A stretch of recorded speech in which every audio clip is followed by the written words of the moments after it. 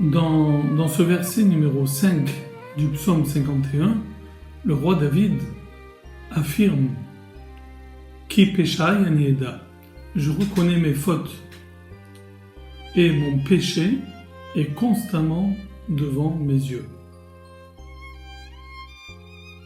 Le roi Salomon, lui, dans le livre des Proverbes, dira que celui qui cache ses péchés, lo yatzliach, ne réussira pas.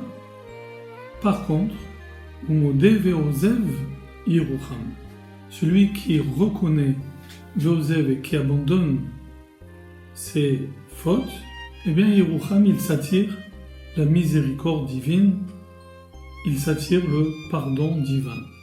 Cela nous amène à parler de ce qu'on appelle en hébreu le vidouille, qu'on traduit, on va dire à tort, par la confession des péchés.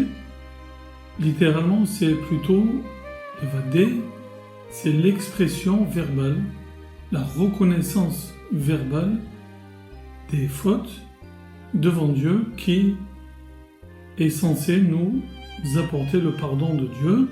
C'est ce qu'a fait donc le roi David lorsqu'il a dit « Chatati lefanecha » j'ai péché devant toi. Il y a quand même une question qui se pose.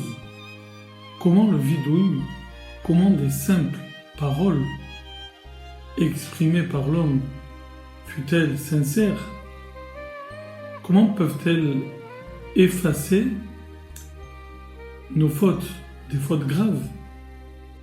Pour répondre à cette question, il faut évoquer quand même un passage du Talmud qui est très intéressant, qui dit la chose suivante. Lorsqu'un homme promet de consacrer une femme pour épouse, mais qu'il le fait de manière différée, il lui dit « Voilà, dans un mois, nous serons mariés. » Et en même temps, il lui donne un objet précieux, une bague par exemple, pour acter cette promesse. Eh bien, la Gemara nous dit, le Talmud nous dit que si, dans ce délai de 30 jours, cette promesse de 30 jours, un deuxième homme vient et veut se marier avec cette femme, eh bien, la femme a le droit de se rétracter du contrat verbal qu'elle avait conclu avec le premier homme. La première fois, elle a dit « Je suis d'accord pour me marier avec toi », mais elle peut renoncer et se rétracter et dire finalement « Non, je change d'avis et je me marie avec ce deuxième homme ». Cela paraît, on va dire, logique, il n'y a pas eu de contrat écrit, seulement une parole verbale, et comme le dit la Gemara, une parole peut annuler une autre parole. Cependant, la Gemara continue, elle dit que tout le monde, tous les rabbins sont d'accord pour dire la chose suivante, que lorsque il y a eu un acte, ici l'acte, l'action, a été le fait de donner une bague à cette femme.